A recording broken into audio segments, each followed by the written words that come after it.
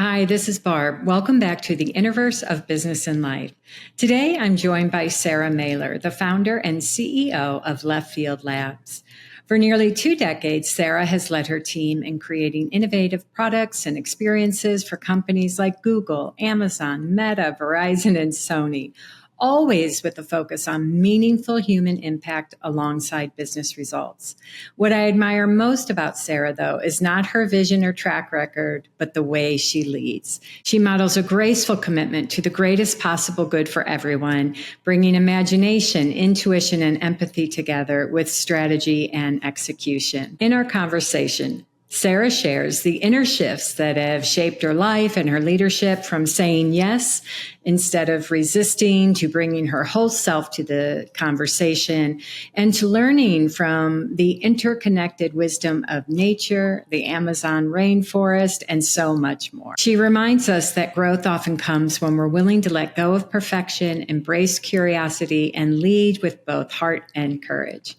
As always, I'm so glad you're here. Thank you for listening. And if you know anyone that would benefit from this conversation, please share it. And now, here's Sarah.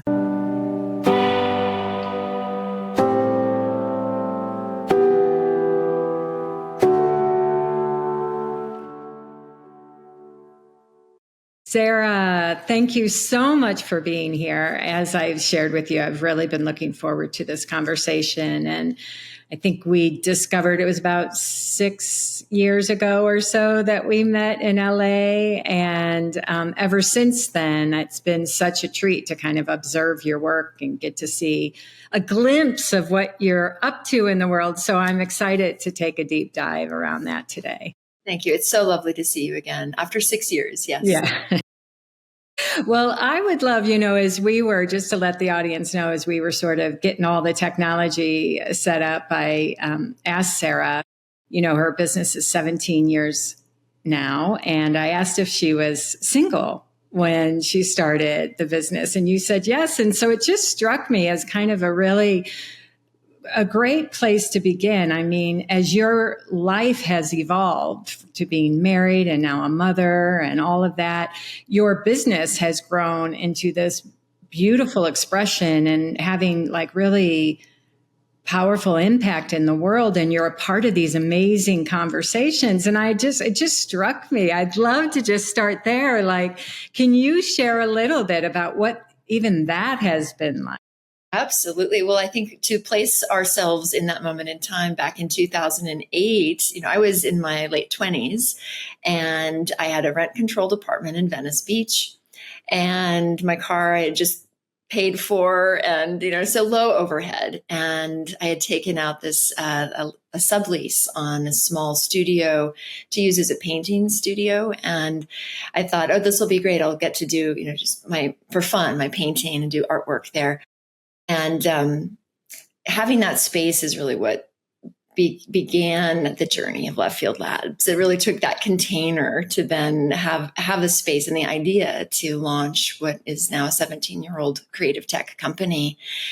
And I think back then I would not have been able to do what I've done today had I not been in a position of really being able to focus on myself and having the low overhead to take that big leap.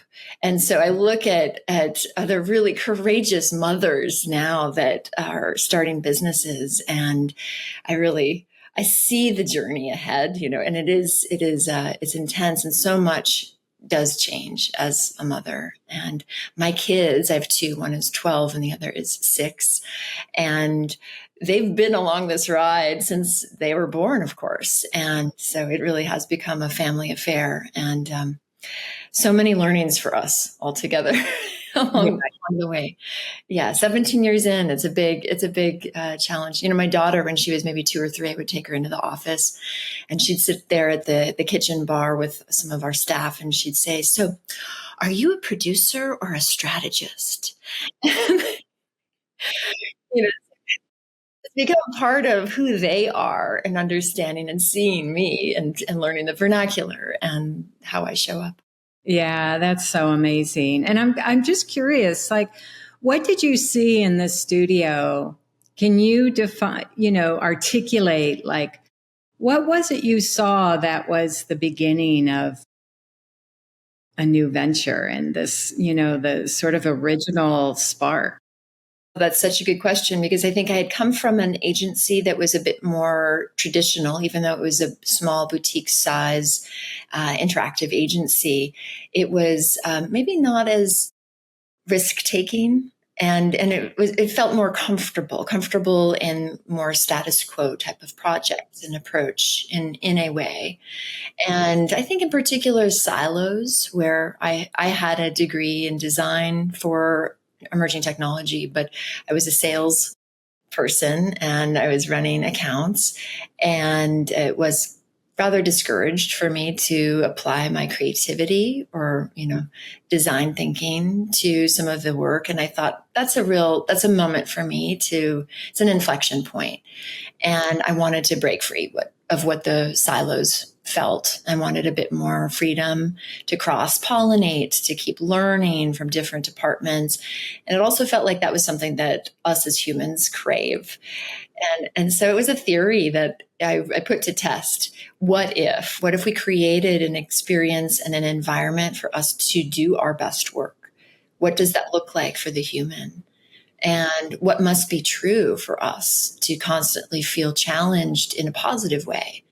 And so many agencies that I see are maybe challenging, but not in healthy ways, where there's high degree of politics or lack of clarity, personalities that I think can create friction where it's not met with right amount of support or guidance.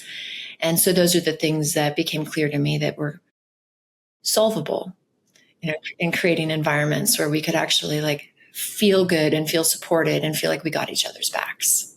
That's nice. And I'm curious, I want two things come to mind. One is I'd love to hear more like what you've learned about those environments. What are they?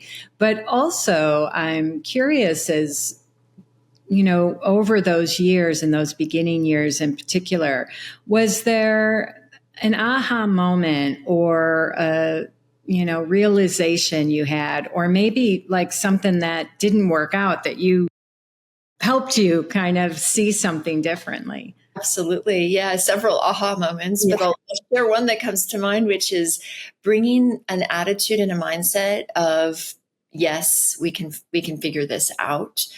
That yes energy is so critical to the type of work that we do. So Left Field Labs is a creative technology company, and we work with our clients to solve what I think is perceived as unsolvable challenges. These are highly complex configurations and needs. One early moment in 2009, we had just been in operation under a year. And we had an opportunity to pitch Google for their first consumer device. And this was for the Nexus One phone. And at that time, this was before WebGL, for photorealistic 3D representation on screen. The ask was, we want to build something that feels like you can touch it, that has a visceral feel. A lot of people and a lot of agencies would maybe go the other direction because it just wasn't quite possible to do. How do you do a full 3D render? And that's 360, you can move this around. And I think bringing a mindset of there's a way, we're going to figure this out. And if we need to hack it, we'll do what it takes. And I think that marked also a clear moment for me in understanding that bringing that mindset is worth so much in partnership.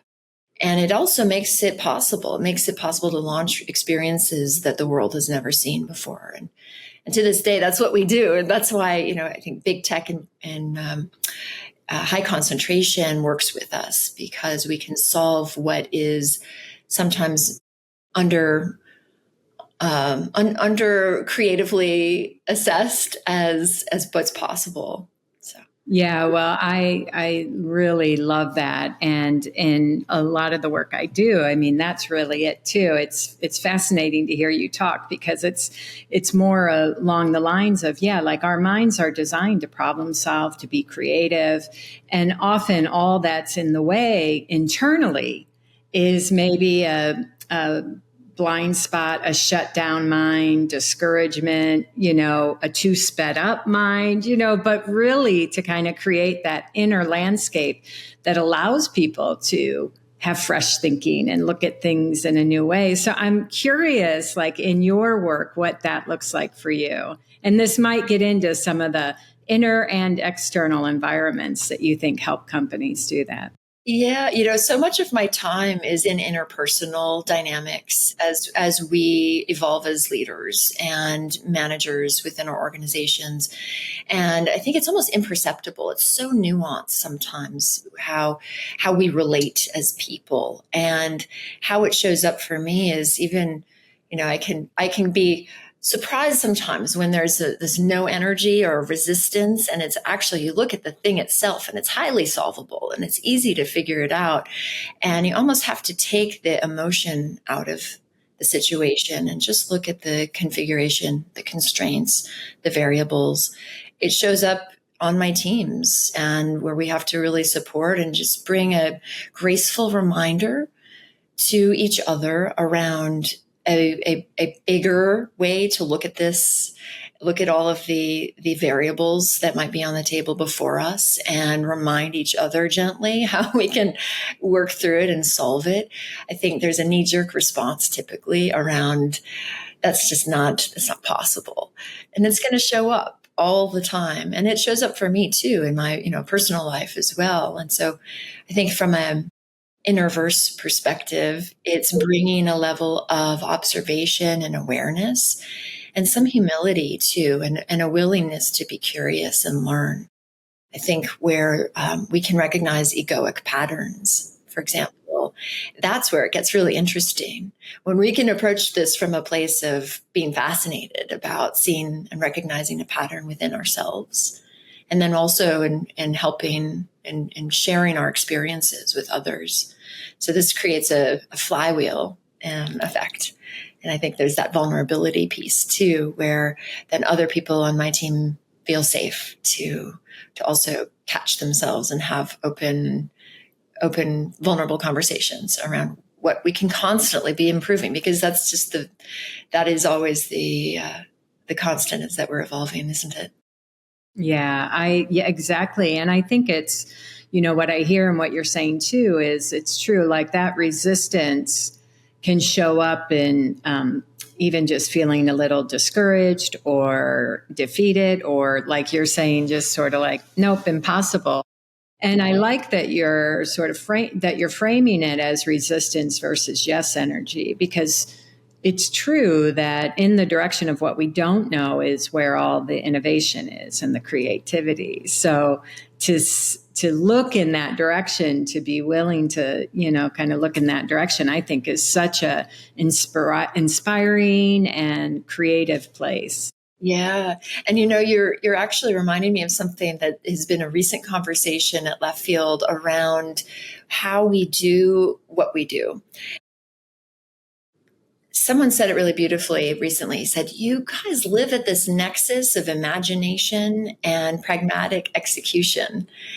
And that's really rare. And at a Stanford program that I attended a couple of years ago, what is called a level of ambidexterity, I think, in looking at, that blue sky vision, all possibilities being possible, and also being able to apply real world understanding of how to execute, is not something that most companies do, regardless of industry or size of company, organization. It's a rare combination, and it takes effort to really maintain that. But that's also part of the secret sauce, because when you have ambidexterity to be visionary, but also very pragmatic and grounded in real world needs, the two work so symbiotically together. And here again is the flywheel theme that's starting to emerge here in this great conversation, but one informs the other. And understanding how to actually build something from a boots on the ground, this is what it's going to take, also informs our ability to think of and conceive of what's next. And so I think that's the work also for us. Is that something that we really safeguard and maintain, and as a team really need to make sure that we're always challenging ourselves to do that even better and bigger. Yeah, I mean, would you say that that implementation phase is really just iterative all the time?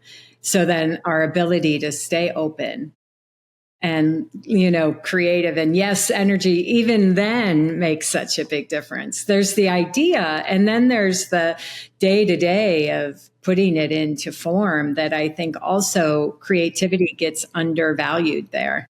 Definitely. And I think also what you're mentioning is that there's no state of perfection. And I think that, as engineers, as teams that are responsible for launching working experiences that go smoothly, we have to also recognize that this quest for perfection is not it's not realistic. What we do is iterate, and we're constantly in a dynamic state of improving, of learning, and of, adapting in different ways, because there is really no static at the end of the day, or a fixed state of completion. And that's the other thing that we recognize.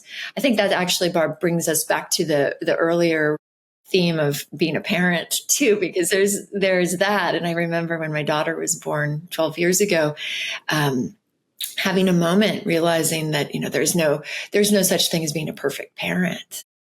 And that really amplifies when we bring that into our experience in a professional world as well, that we're constantly in a state of improving and listening, hearing what's working and what isn't working, and making adjustments. And so we also have to have that agile mindset to make things as great as they can possibly be.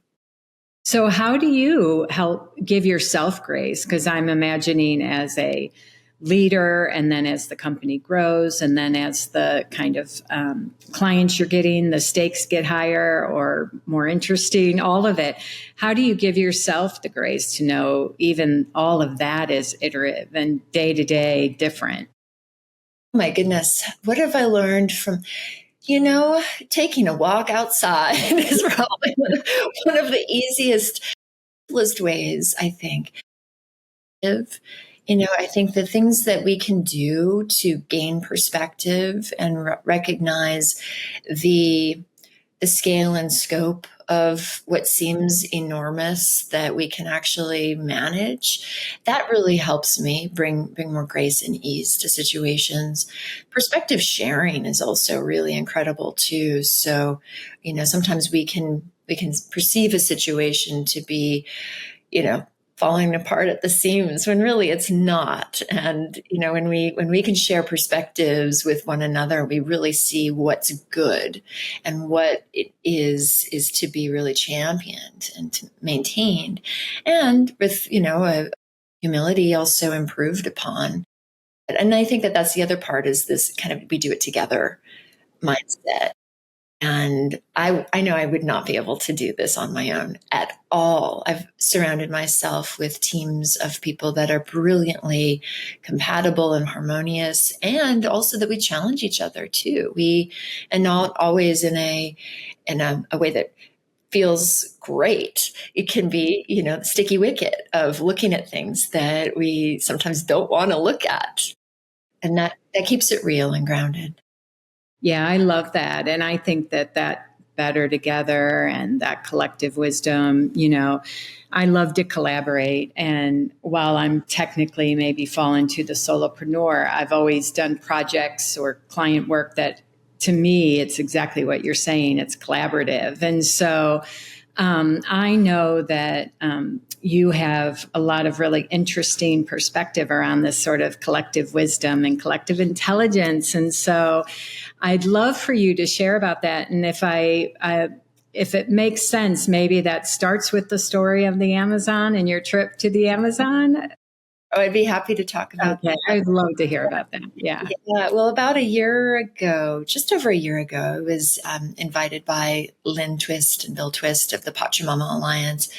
First attended a gathering of minds from around the world to think about climate initiatives and how we can put our heads together to really create new systems and different ways of looking at the climate crisis and solving for this. And I formed a small team to incubate sort of some solutions and some R&D.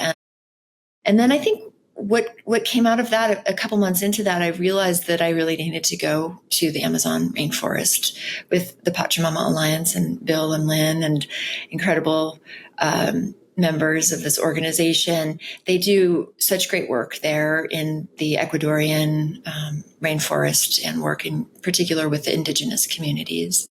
And I knew this would be a really special, unique opportunity. What became so clear to me when I was there was how these systems work together. And we sometimes can see, here in Northern California, I can see, but I'm not immersed in the way that I was in the jungle. And there you are surrounded by the rhythms, and everything is larger than life and louder than life. And you can witness firsthand and see the cycles and see also the interdependencies. Now everything is so interconnected. And so it got me thinking about now in this new realm that we've ushered in the last couple of years with artificial intelligence, how we typically, especially in the West, can see these new or emerging technologies as independent or, again, siloed.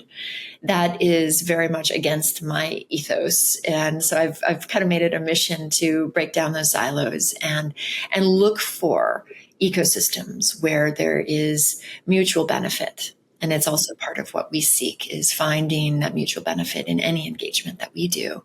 So here we are again. And I was really struck in the rainforest in observing how each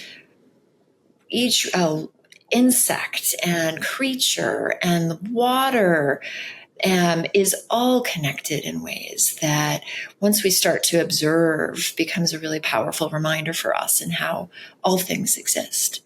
So as I think about now how we apply that to what I'm calling connected intelligence, or systems for collective intelligence, it's a powerful reminder that, again, to separate artificial intelligence from human intelligence is one of the old patterns. How do we rethink this so that we create, again, where one informs the other, and there are feedback loops where always having a human involved and the input back to the machine intelligence then becomes more valuable and more human in what the output becomes. And, it's not limited to that binary setup as well. Start to, think about the many of us as humans co-creating with machine intelligence. So this is exciting. And I think that it takes some imagination too, though, to kind of overcome our own predisposition to thinking about it in binary terms. Yeah. And have you had a chance to play with that? And can you share any of the experience around that? Yeah, we incorporate this now in most of all of our work. All of our work now has some degree of artificial intelligence, where we are thinking about the audience and the individual human user input.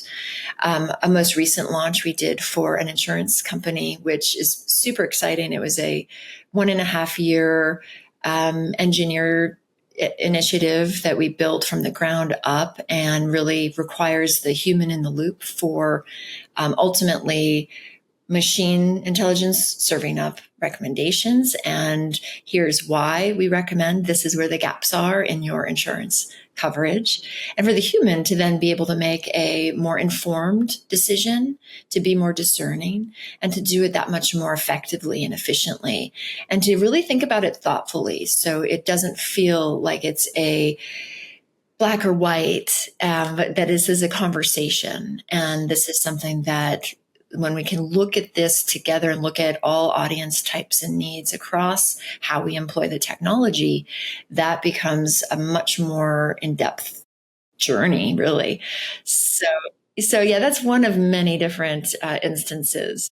I'm curious, if it makes sense to take a bit of a deeper dive here, in the sense of something happens when, two or more are gathered around an idea. And as you said, learning each other's perspective. How do you see it? What occurs to you? And then you're all looking in the similar direction for something, whether it's a new idea, a new product, or vacation, right? Where you want to go for vacation.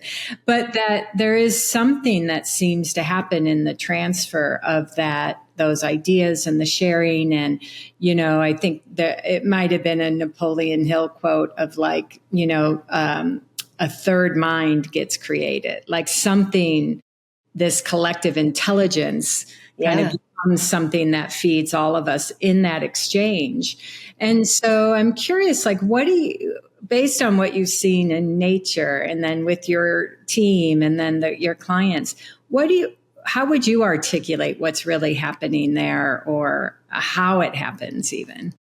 My goodness. Well, I would say going back to the jungle, what became clear is that there are ancient technologies that have been around for centuries, for longer than humans have been alive, that are all around us that we can learn from. And so when that gives us perspective also, when we look at the introduction of large language models that have just been available to us in the last couple of years, how do we look at these modern technologies through a similar lens? And what can we learn from the ancient technologies that's relevant? And there's so much. Again, in the West, I think we underestimate that.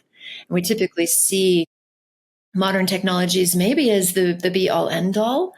And we underestimate the power and significance of what has been there all along. And look at plant intelligence. Look at the science of dreams. I mean, there are systems there and ways of connecting and learning and growing that we sometimes discount. So my recent inspiration has been, collecting that wisdom and applying it now.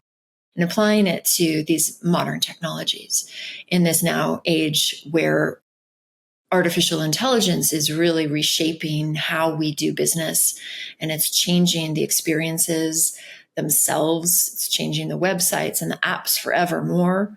We're now also able, though, to create experiences that feel more human, and to relate in a more human way.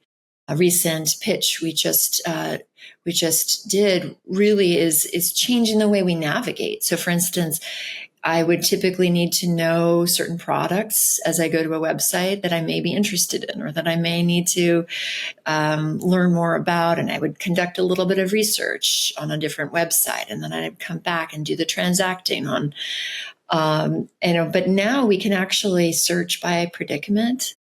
We can search by what the actual challenge or pain point is and deliver pretty instantly in a more human, intuitive way what might be the best combination of products and why. And, it takes so much of the guessing and the sort of the journey of maybe going off to different rabbit holes or discussion. And, so I'm interested in how we create in the digital experience category, what makes us feel more human and what makes us feel more connected to each other. Yeah. It reminds me I read something that you said, a quote, and I'm going to read it just to make sure I get it right. But it was, that bringing your whole self, intuition with strategy, empathy with execution, isn't just personally fulfilling, but it's driven your strongest growth.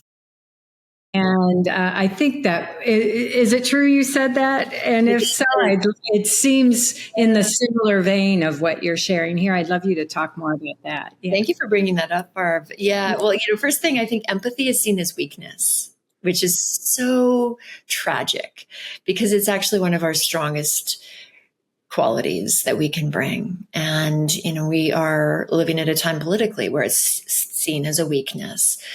But when we can bridge that and have what we do be informed by a deeper, not just an understanding or an awareness, but a true felt sense of what others may be challenged by or going through, it changes the game on how we think about solving any any number of constraints or problems. And I just wanted to touch on that because I think, for me, that also became very clear as I became a parent too, coming back to it's actually a power and it's something that we leverage constantly. And it also takes, again, that degree of vulnerability of being able to really go in. So I learned many, many years ago that I had been maybe siloing aspects of myself, my personal life and my professional life. And I think that we as parents can do that often. But there came a point where I realized that was actually doing a real disservice. And then the integration is so critical. It is so important for us. And, whether that be in our spiritual development and our professional world, which is often, I think, shunned to cross the two or to even talk about that. But really, I think in our own development as people, it is a spiritual journey, and it's not faith-based. It means that it's a willingness to constantly be, like we're talking about, exploring what's next for me. How do I improve myself? And to be able to bring both of those to an integrated capacity as I show up, whether it's for a client engagement or on a school project, I know that I do better work. The output is better and I'm more fulfilled too. So it made common sense to me, and it wasn't as taxing also. That, I think that we can be exhausted when we try to bifurcate or compartmentalize. So, when I catch myself compartmentalizing even or trying to silo aspects, I realize the exhaustion that takes, but also it's like, oh, here's an opportunity, And so showing up as one's whole self, I think it does mean examining all of those parts that make us human. It is also, for me, it's about showing up with a great amount of heart. Thinking with the heart is one of my favorite sayings. And I think setting the intention every day to think with the heart. And it doesn't mean that our decisions are coming from an emotional place, which is often misunderstood, but it's coming from a place that's deeply in tune and also with a desire to understand and to support one another in a bigger way. Yeah, I really appreciate you sharing all that, because I think sometimes people do look at it as siloed, or they look at it as like opposing forces, that somehow if I'm more empathetic or human, it will mean I'm less successful. And that's all myth, and I even love, like, how do we integrate, sort of the multidimensional self that we are, right? Everything that we have access to internally. And part of that is the intuition and the ability to connect, the ability to listen, to have a deeper knowing, not just the data externally, which is important, but what's the data internally pointing me to? Exactly. And sometimes we just need to learn how to listen and observe. And it goes back to that experience in the jungle that I had. And I think firsthand being able to see, oh, the teachings are all around me. And they're there just for the taking.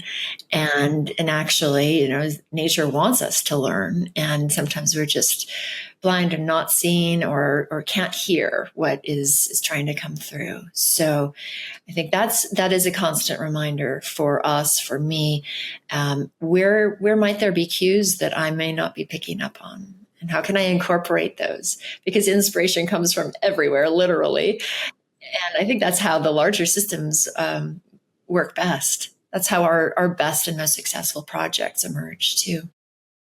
Yeah, it's so profound what you're saying. And I think if we could just all, take that in fully, I think it opens up and expands our world in so many ways. And I think as a result of that, we just naturally, coming back to the yes energy, that sort of, we realized how resourced we are, how covered we are, how much we have access to, that then it's like, oh yeah, we'll find our way. We can keep moving in this direction. I'll say yes to the continuation of that.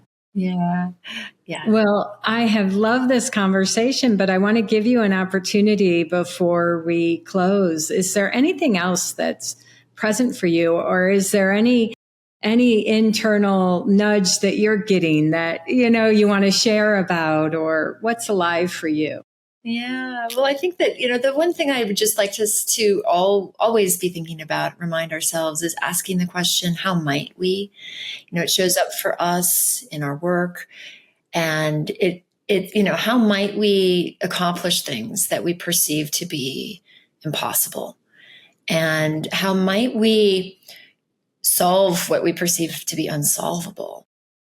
I get really excited when I think about that. And I love that Einstein quote around, to solve any problem, you must go to a bigger place than where the problem exists. And I keep coming back to that. And in the spirit of this conversation right now, I just felt that would be a good note for us to land on. How do we go to a bigger place collectively to solve some of the most pressing challenges that exist for humans on this planet today?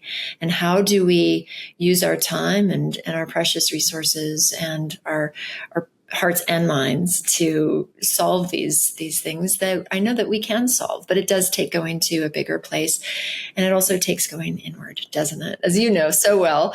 And so much of that work is the interpersonal work. And that's what I love so much, Barb, about your thinking too. And in this conversation, it's an inside job as much as it is, going to that bigger place as well. Well, thank you so much, Sarah. I've just been really inspired in this conversation, and just want to say how grateful I am to know that you're out there leading these kinds of conversations and in those rooms and at the table of some of those places that, are just so important and critical for us. So thank you so much for everything you're doing and for your time today. Oh, thank you, Barb. It is my pleasure, and I look forward to more.